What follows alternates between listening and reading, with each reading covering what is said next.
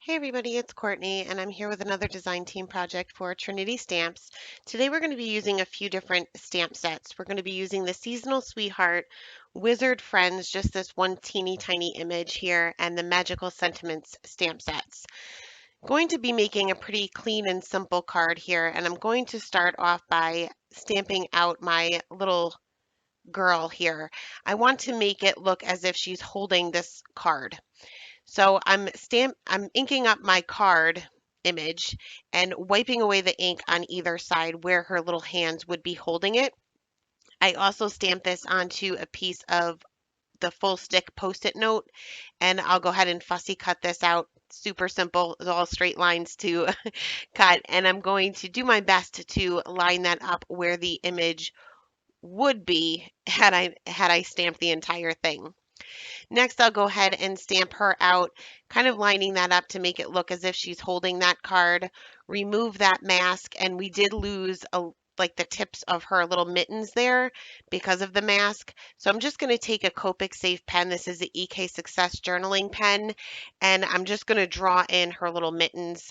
It's a super easy part of the image to kind of fill in and finish off those lines within that little card that she's holding. Now, I wanted this to be really bright and cheery, so I'm going to be doing some ink blending, kind of, well, not really blending, but I'm going to be using some Distress Oxide inks to create a rainbow. So I'm using my grid lines here on my mat to line up Post-it note tape just to kind of get like a skinny little strip. That's the only part that I want to be showing. And I'm going to be using a variety of Distress Oxides, all in a rainbow color. And I'll continue to move my masks as I go along. So first I am going to be starting off with the picked raspberry. And I'm just going to be super careful. And you'll see that I wasn't as careful as I tried to be. But to not go beyond the Post-it note tape. These aren't very wide, so it's easy to kind of go beyond that by accident. I did okay with the picked raspberry. Once I get to the carved pumpkin, not so much, but there's always a way to fix it. So we'll get to that in just a minute. But once the first color was down, I'm going to move my mask, and here I'm like, I totally put it in the same exact spot as I had it before, so I wasn't really thinking. So I'm going to cover up the picked raspberry and kind of line it up the best I can. And at this point, being I know how thick my lines are, I'm not using my grid mat. I'm just eyeballing it. Moving on to the carved pumpkin, I'm using the same Post-it note each time. And some of the picked raspberry will go onto the carved pumpkin, and some of the carved pumpkin will go on to the squeezed lemonade and so on and so forth. But I'm okay with that because it kind of makes the blend a little bit more seamless. You can see there I had some of that carved pumpkin on there. What I'll do is once I have all of my ink blending done, I'll take my sand eraser to try to get that up. Unfortunately, I wasn't all that successful with that. It took most of it up, but you could still kind of see a little bit of it. But that's just where I'll stamp my sentiment and cover that up, and you'll never know that it was there.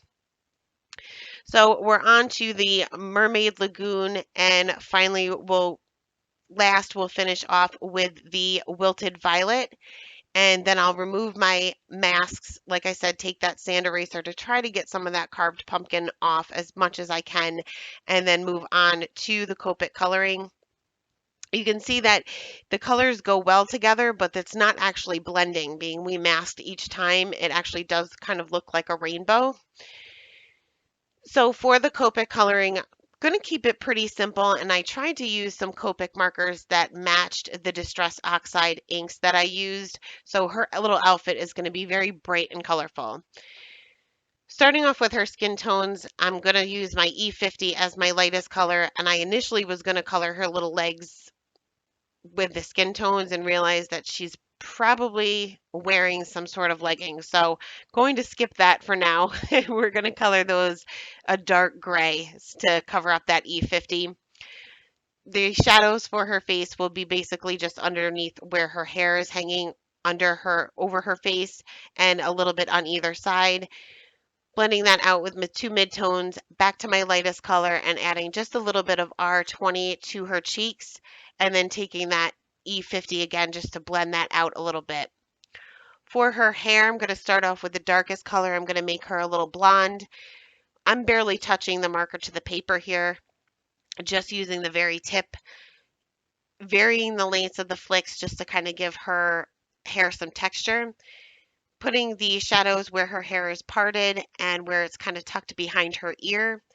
And this is obviously a brown, but this is just going to be my shadow color. So once I add this Y26, you'll see how much that brightens everything up, but you'll still have that shadow from the E15. Just extending those flicks out a little bit further and then finally going in with the Y23 just to fill in those highlight areas.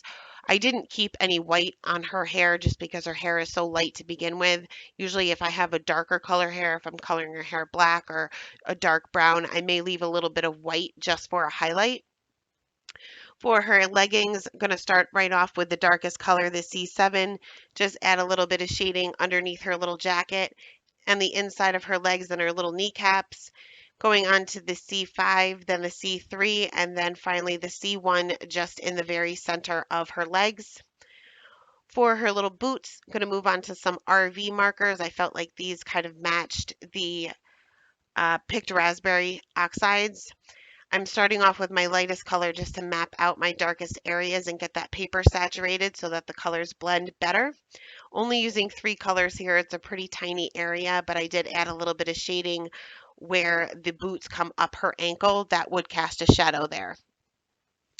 Next, we'll move on to her jacket. I'm going to be moving on to some V markers to match that wilted violet.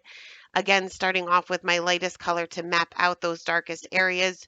I'm using just a center light source and keeping it nice and simple here, so the shading would be on either side. Also, it would be underneath where her scarf is hanging over her jacket, where her arms are hanging over the bottom part of her jacket, and also in the center of her coat where it's buttoned up. So where one side of the coat is kind of hanging off over the other end. Blending that out with my 2 midtones and finally going back to that V000 for my highlight color.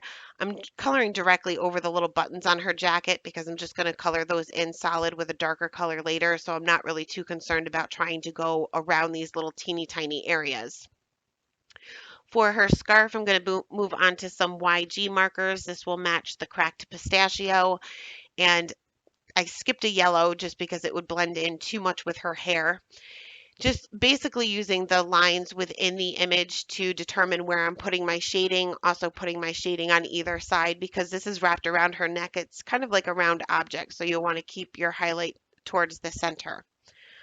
For her mittens, going to move on to just two or three. I think I used 3 B markers, and this will match the Mermaid Lagoon, just putting a little bit of shading on the bottom part of her mittens.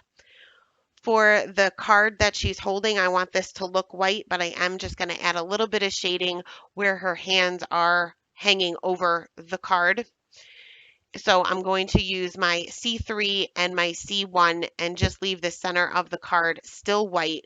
You're just going to have that shadow that would be cast from her mittens. Also going to add a shadow underneath her. So starting with my C5, going directly over her feet and off towards the left-hand side, kind of towards at an angle, being that's kind of how she's facing. Blending that out with the C3 and then finally the C1.